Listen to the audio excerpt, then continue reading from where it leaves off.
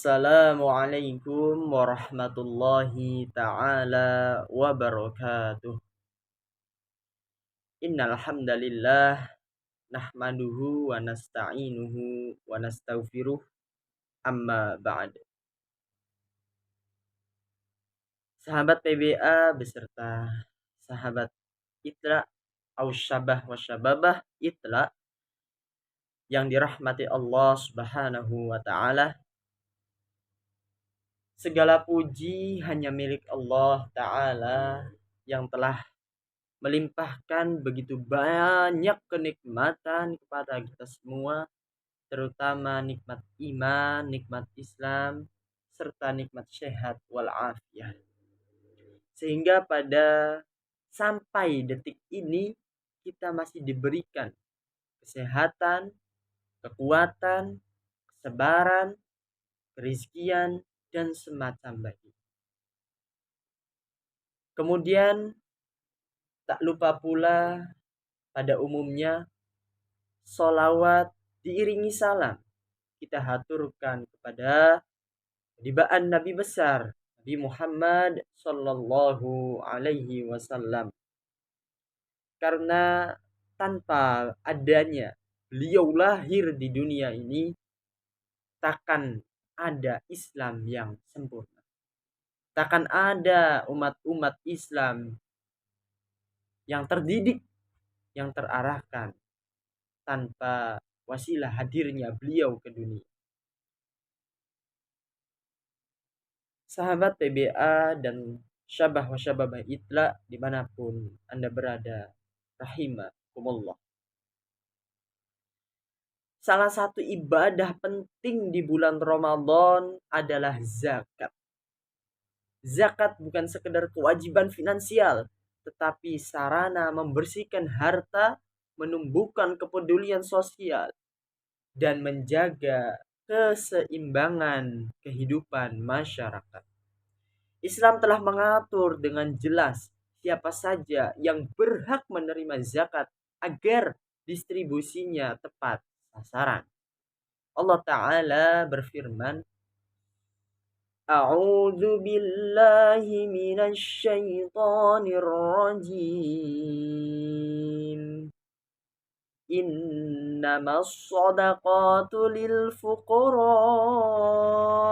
wal masakin wa 'amilina 'alaiha والعاملين عليها والمؤلفة قلوبهم وفي الرقاب والغارمين وفي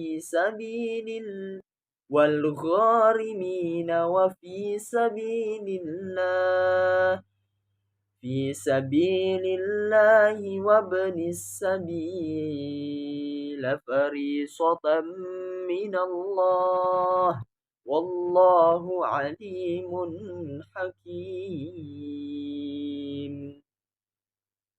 Sesungguhnya zakat itu hanyalah untuk orang-orang fakir, orang miskin. Amil zakat para mu'alaf yang dibujuk hatinya untuk memerdekakan hamba sahaya. Orang berhutang, untuk orang yang berjuang untuk jalan Allah, dan untuk yang sedang dalam perjalanan.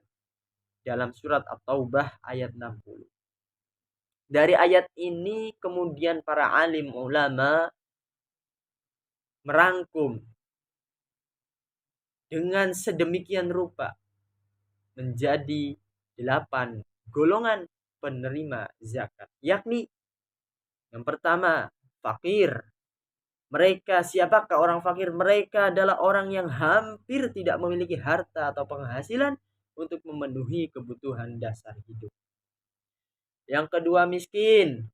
Mereka adalah yang memiliki penghasilan namun belum bisa mencukupi untuk kebutuhan sehari-hari. Yang ketiga, amil zakat. Siapakah dia?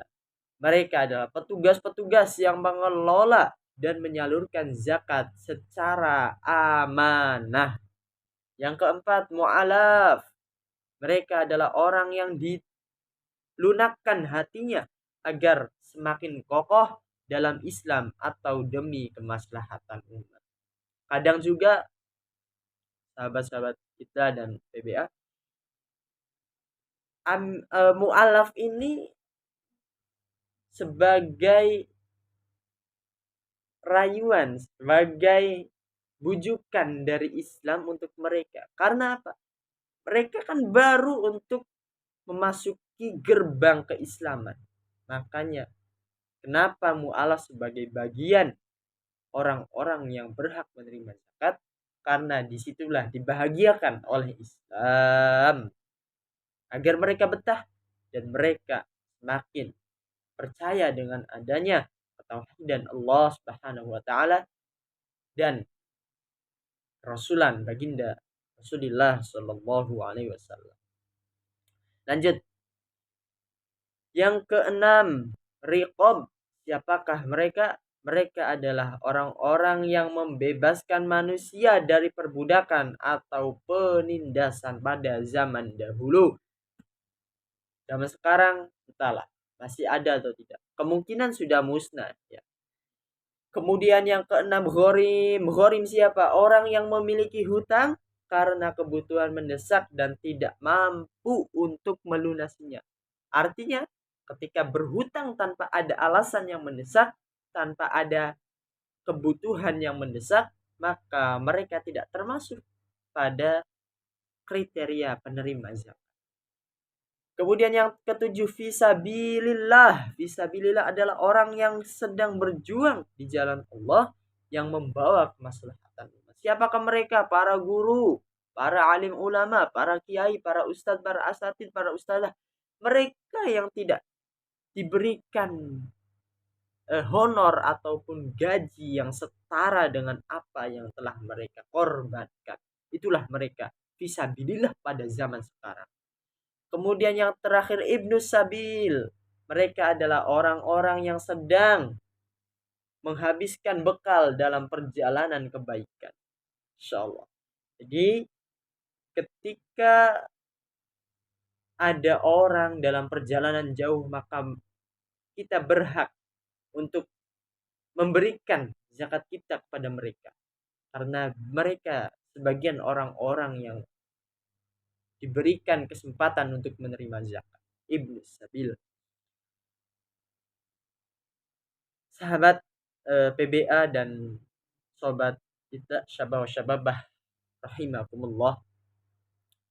Rasulullah Shallallahu alaihi wasallam sangat menekankan kepedulian sosial.